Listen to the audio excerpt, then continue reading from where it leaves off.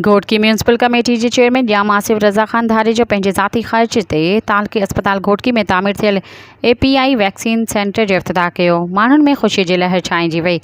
Ghotki municipal committee के chairman जाम आसिफ रज़ा ख़ान धारी जो पंहिंजे ज़ाती ख़र्च ते घोटकी जे अवाम लाइ तालुक़ी अस्पताल घोटकी में API वैक्सीन सेंटर तामीर करायो, जंहिं जे इफ़्तिताही तक़रीब तालुका अस्पताल घोटकी में मुनक़द कई वई, जंहिंमें म्यूनसिपल कमेटी घोटकी जे चेयरमैन जाम आसिफ रज़ा ख़ान धारी जो, PP ज़िले घोटकी जे जनरल सेक्रेटरी सिकंदर अली लाखो, सलीमुल्लाह कलवड़, मुख्तियार कार आगा इंसाफ अली पठान, डॉक्टर राव सिकंदर अली, MS तालुका अस्पताल डॉक्टर सर्वानंद, आगा अजहर पठान, सैयद रिजवान शाह, सैयद माजिद शाह, राणा मुश्ताक, रईस रफ़ीक मचाचड़, बगन खान कलादी, आगा अशरफ पठान समेत शेरिन वरी अंग में शिरकत कई। इन मौके ते म्यूनसिपल कमेटी घोटकी जे चेयरमैन जाम आसिफ रज़ा ख़ान धारी जो पंहिंजे ज़ाती ख़र्च ते तालुक़ी अस्पताल घोटकी में तामीर थियल API वैक्सीन सेंटर जो इफ़्तिताह कयो। इफ़्तिताही तक़रीब खे ख़िताब कंदे चेयरमैन म्यूनसिपल कमेटी घोटकी जाम आसिफ रज़ा ख़ान धारी जो ॿियनि चयो त ये जो API सेंटर ॾिठो, ये तक़रीबन इन ते 12 वैक्सीन लॻंदियूं आहिनि, जेके बीमारी खां अॻु में जेके लॻंदियूं आहिनि, इहे पोइ वरी इंसान खे नंढे ॿारनि खे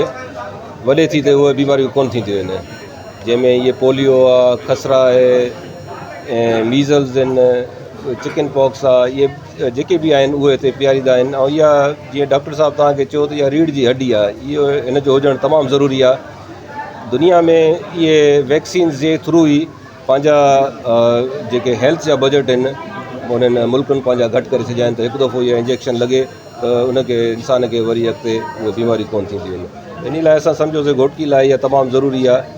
ऐं ॿार तव्हां ॾिठा हूंदा पैदा जीअं थियनि था उन्हनि खे हिते हाणे बि पीआरीनि था। काफ़ी सवनि जी तादाद में मां लिस्ट चेक कंदो आहियां, जेके नवां बॉर्न बेबी आहिनि उहे अचनि था हिते, ऐं हिते उन ते वैक्सीन। ऐं असांजो जीअं डॉक्टर सिकंदर आहे उन हिते एफर्ट्स वरिता, ऐं सलीमुल्लाह कलवड़ साहिब बि मशवरो ॾिनो। असां चयोसीं इंसान ॿिया बि कम करे थो त फलाही कम बि करणु गॾु गॾु ज़रूरी आहिनि, इन्हनि खे न भुलाइणु खपे। ऐं इन लाइ असां इहे पाण पंहिंजे ख़र्च ते ठारायोसीं। इंशाल्लाह हिते वधीक पीपल्स पार्टी खे मज़बूत कंदासीं हिन ज़िले खे।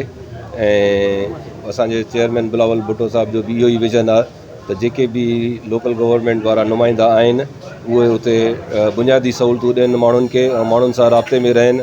ऐं वधि में वधि असांजी इहा कोशिशि हूंदी त घोटकी खे अञा पीपल्स पार्टी जे हवाले सां वधीक मज़बूत करिणो आहे। ऐं ईंदड़ ॾींहंनि में सुभाणे ॿिए ॾींहुं काफ़ी दोस्त आहिनि जेके वधीक असांखे जॉइन कंदा, ऐलान बि कंदा।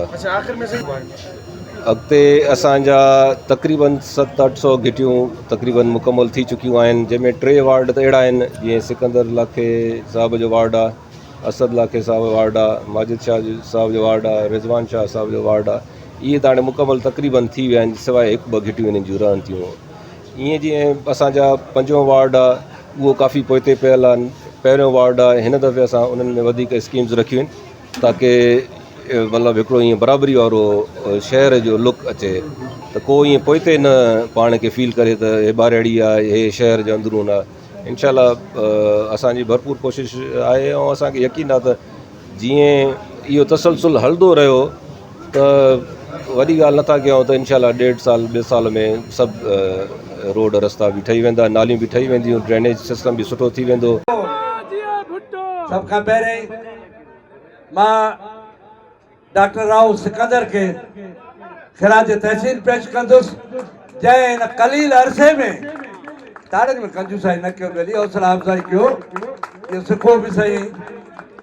जंहिं हिन कलील अरसे में ऐं हीअ जेकी बिल्डिंग आहे तयारु कराई, ऐं जस ॾींदुसि मां जाम फैमिली खे, जाम आसिफ रज़ा धारेजा साहिब खे, त हुन हिन ग़रीब माण्हू जो दर्द महसूस कंदे ऐं हीअ जेकी बिल्डिंग ठाराई, जंहिंसां जीअं डॉक्टर साहिब ॿुधायो त हीअ जेके जंहिंजी हिते थींदी तशख़ीस थींदी, उन में टेस्टूं थींदियूं, उहे तमामु ग़रीब माण्हू जेके रीढ़ जी हड्डी, जीअं डॉक्टर चवाणी रीढ़ जी हड्डी जी आहे, त असांखे उमेद आहे त घोटकी जे ग़रीब आवाम खे हिन लेबोरेटरी मां हिन जेको जाम साहिब ठाहियो आहे उन सां आवाम खे वॾो फ़ाइदो थींदो। 15 महीननि जे ॿार ताईं 6 दफ़ा उनखे अचिणो आहे। उन जे बचाव जे लाइ 12 मुख़्तलिफ़ बीमारियूं, उरड़ी आहे, खुनाक आहे, वॾी खंघि आहे, दिमाग़ जी मलेरिया, नमोनिया, ऐं इहे जेके ॿार खे लॻल हूंदो न इनशा उनखे इहा बीमारी कोन थींदी। सेंटर केतिरो मददगार साबित थींदो? हीअ साईं बिल्कुलु फर्स्ट क्लास। अॻु में असां वटि सहूलियत कोन हुई, वेहण जी जाइ कोन हूंदी, नंढा कमरा हूंदा, हाणे तमामु सुठो ठहियो आहे। असां टे ई स्विच कमु कंदियूं सिटी वारियूं 1 2 3 हूअं अलॻि अलॻि हूंदो हुयो न, ॿार उहे घुमंदा फिरंदा भई असां कहिड़े पासे वञूं कहिड़े पासे वञूं। हाणे सभु दोस्त गॾु वेठा नी, ऐं उन खां पोइ कल्ह जेका वीडियो वायरल थी आहे इहा पुराणी आहे, इहे उहे दोस्त रखंदा जेके नेगेटिव सोच वारा नी, जेके बताखोर नी।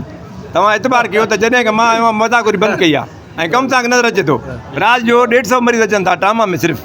असांजो ॿारनि जो वार तव्हां ॾिसो एॾो बहितरु थियो आहे, डिलीवरी थियनि थियूं। मां पंहिंजे हिसाब सां अकेलो आहियां, DMS बि कोन्हे, AMS बि कोन्हे। सब्सक्राइब कयो अवामी न्यूज़ HD खे ऐं ताज़ा तरीन ख़बरुनि लाइ ॾिसंदा रहो अवामी न्यूज़ HD।